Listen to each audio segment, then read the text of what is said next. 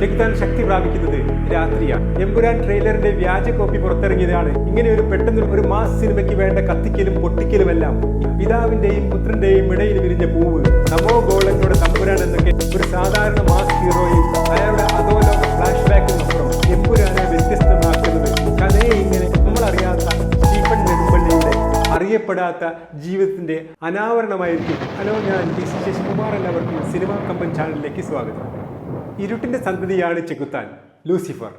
അതിന് ഇരുട്ടിനോടാണ്, രാത്രിയോടാണ് ഇഷ്ടം. ചെകുത്താൻ ശക്തി പ്രാപിക്കുന്നത് രാത്രിയാണ്. ഇന്നലെ ചെകുത്താൻ ശക്തി പ്രാപിച്ച് ചങ്ങല പൊട്ടിച്ച ദിവസമായിരുന്നു. ഇന്നലെ രാത്രി 12 മണിക്ക് ലൂസിഫറിന്റെ രണ്ടാം ഭാഗമായ എമ്പുരാന്റെ ട്രെയിലർ ആരും പ്രതീക്ഷിക്കാതെ പുറത്തു വന്നു. എമ്പുരാന്റെ ട്രെയിലർ ഇന്ന് ഉച്ചയ്ക്ക് പുറത്തിറക്കാനായിരുന്നു തീരുമാനിച്ചിരുന്നത്.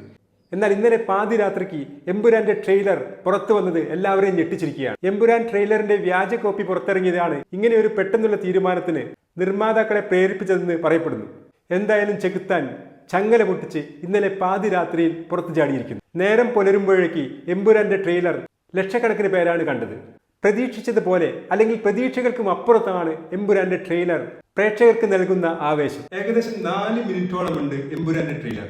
ഇതിനു മുമ്പ് വന്ന ടീസറിനെ കടത്തിവെട്ടുന്ന ട്രെയിലർ. മലയാളത്തിൽ ഇതുവരെ ഇറങ്ങിയ ട്രെയിലറുകൾ ടെക്നിക്കലി പെർഫെക്റ്റ് മാത്രമല്ല, ആകാംക്ഷയും ഉദ്യോഗവും ജനിപ്പിക്കുന്ന ട്രെയിലർ.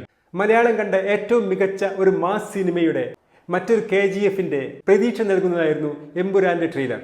പതിവ് പോലെ ഒരു മാസ് സിനിമയ്ക്ക് വേണ്ട കത്തിക്കലും പൊട്ടിക്കലുമെല്ലാം ഈ ട്രെയിലറിൽ ധാരാളമുണ്ട്. എന്നാൽ അതിനുമപ്പുറം ആ ട്രെയിലറിനെ വ്യത്യസ്തമാക്കുന്നത് അതിലെ മോണോലോഗുകളെ പോലെയുള്ള മാസ് ഡയലോഗുകളാണ്. ആ ട്രെയിലറിലൂടെ നാം കേൾക്കുന്ന സംഭാഷണങ്ങളെല്ലാം തന്നെ മറ്റൊരു KGFനെ ഓർമ്മിപ്പിക്കുന്നതാണ്. എന്നാൽ KGFലെ സംഭാഷണങ്ങൾക്കും അപ്പുറത്ത് എമ്പുരാനിലെ സംഭാഷണങ്ങൾക്ക് ആഴവും വ്യത്യസ്ത തലങ്ങളും ഉണ്ടെന്ന് നമ്മെ അത് സൂചിപ്പിക്കുന്നു. എമ്പുരാന്റെ കഥയും കഥാപാത്രങ്ങളും ഒരു ഏകതമാന തലത്തിലല്ല സൃഷ്ടിക്കപ്പെട്ടതെന്ന് ഇതിലെ സംഭാഷണങ്ങൾ കേൾക്കുമ്പോൾ നമുക്ക് തോന്നും. എമ്പുരാന്റെ എൻട്രിക്ക് മുമ്പ് പറയുന്ന പിതാവിന്റെയും പുത്രന്റെയും ഇടയിൽ വിരിഞ്ഞ പൂവ്, തമോ ഗോളങ്ങളുടെ തമ്പുരാൻ എന്നൊക്കെ എമ്പുരാനെ വിശേഷിപ്പിക്കുമ്പോൾ ഈ കഥയെയും കഥാപാത്രങ്ങളെയും ഒരു ബിംബ്ലിക്കൽ തലത്തിലേക്കാണ് അതിന്റെ തിരക്കഥാകൃത്ത് കൊണ്ടുപോകുന്നത്.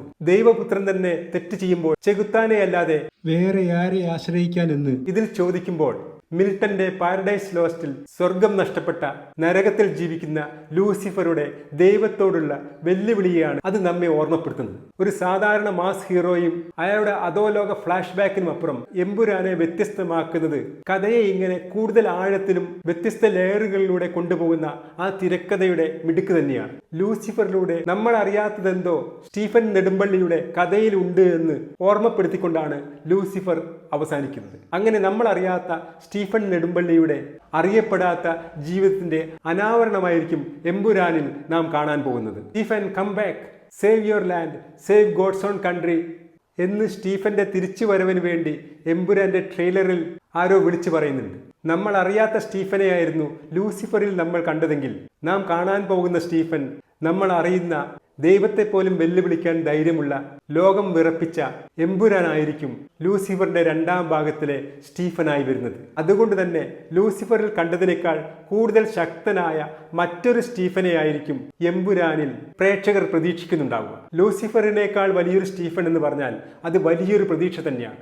പ്രേക്ഷകരുടെ ആ വലിയ പ്രതീക്ഷയ്ക്കൊത്തോ പ്രതീക്ഷയ്ക്ക് മുകളിലോ എമ്പുരാൻ എത്താൻ കഴിഞ്ഞാൽ മലയാള സിനിമാ ചരിത്രത്തിലെ ഒരു സർവ്വകാല റെക്കോർഡായിരിക്കും ഈ സിനിമ സൃഷ്ടിക്കാൻ പോകുന്നത്. തീർച്ചയായും ഈ ട്രെയിലർ നൽകുന്നത് ആ പ്രതീക്ഷ ഒരു അസ്ഥാനത്തുള്ള പ്രതീക്ഷയല്ല എന്നുള്ളതാണ്.